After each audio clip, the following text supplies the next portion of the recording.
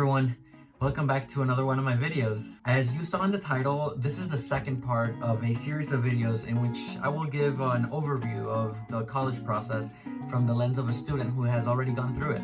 If you haven't seen part 1, click on the card to the right before watching this video, or click on the link below in the description. Last video, I focused on personal fit, which means finding the right kind of college for you based on size, location, etc. Today's video will focus on the other side of college fit, which is the academic fit.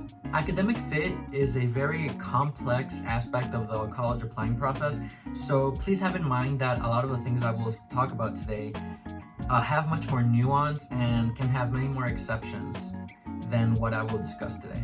With that being said, let's get to it.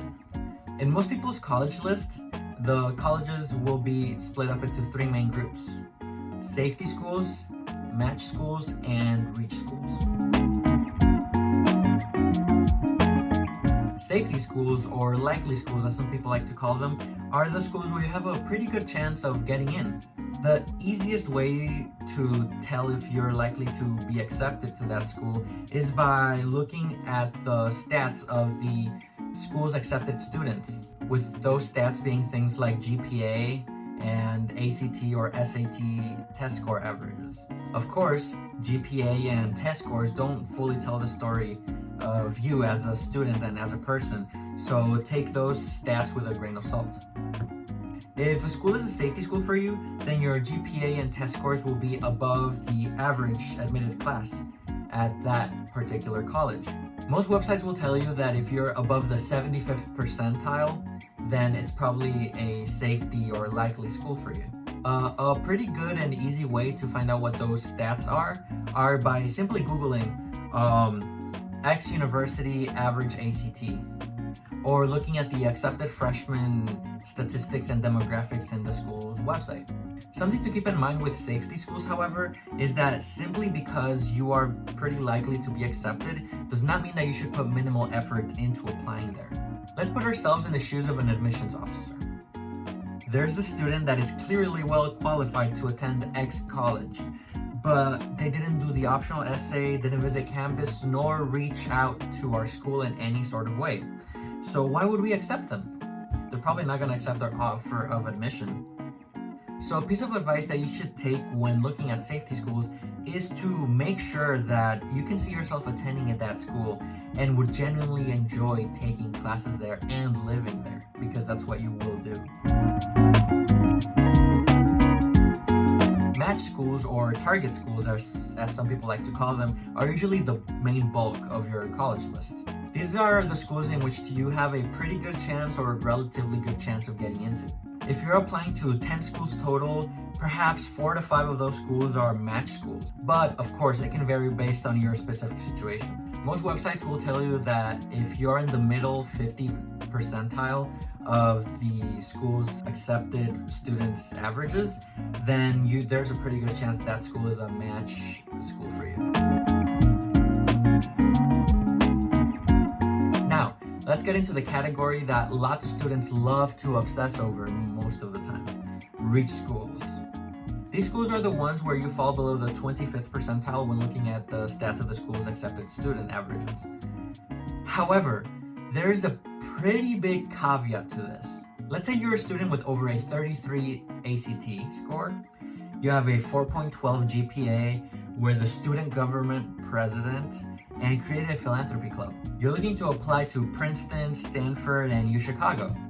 Now, those are very impressive feats, of course, and you definitely fall within the range of the average accepted students' test scores and GPA and all of that. However, that does not mean that the schools I mentioned, or schools that have those averages, are going to be match schools or even less safety schools. When it comes to colleges like the Ivy League and colleges with such high popularity and competitive admissions, they are reach schools for everyone that applies. You may have a really strong application, but there are also thousands of other students that may have similar strengths compared to you.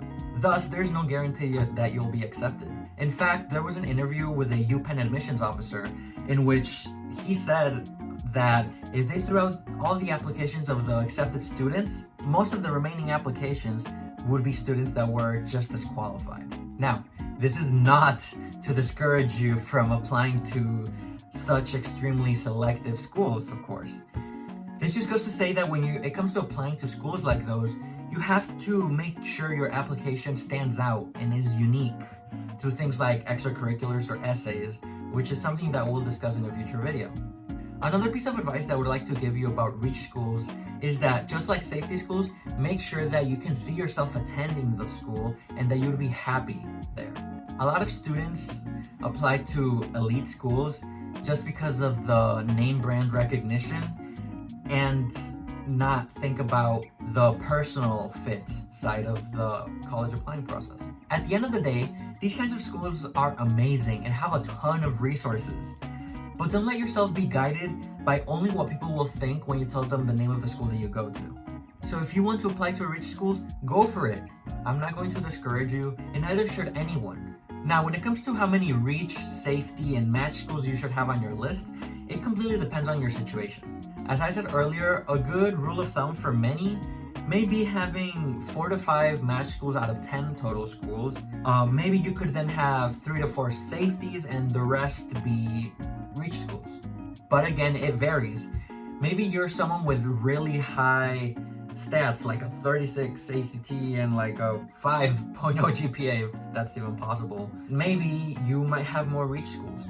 The nuances behind the specific details of your college list are things that you should discuss with your college counselor or guidance counselor, if that's what they call it at your school.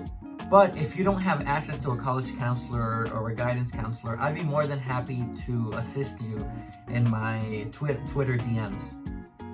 I also again want to reiterate that test scores, GPA, test scores specifically, are probably not as important as you and the people around you seem to think they are. There has been no proof of correlation between test scores and college preparedness, and many colleges are moving away from them. When it comes to GPA, colleges care more about how much you challenged yourself and how much you took advantage of the opportunities that were at your school, more so than the number that appears on your college application. Remember that in the rest of your application, you'll be able to show more of your personality, extracurriculars, letters of recommendation, and much more. So please, don't measure your worth and likelihood for college acceptance based on a pair of probably meaningless numbers. Well, that was all for today. If you have any questions, comments, or concerns, please comment them down below. If you think there's something I missed or a college applying tip that you think everyone should know, also leave it down in the comments. Don't forget to like and subscribe. Thank you so much for watching. Take care and see you next week. Bye.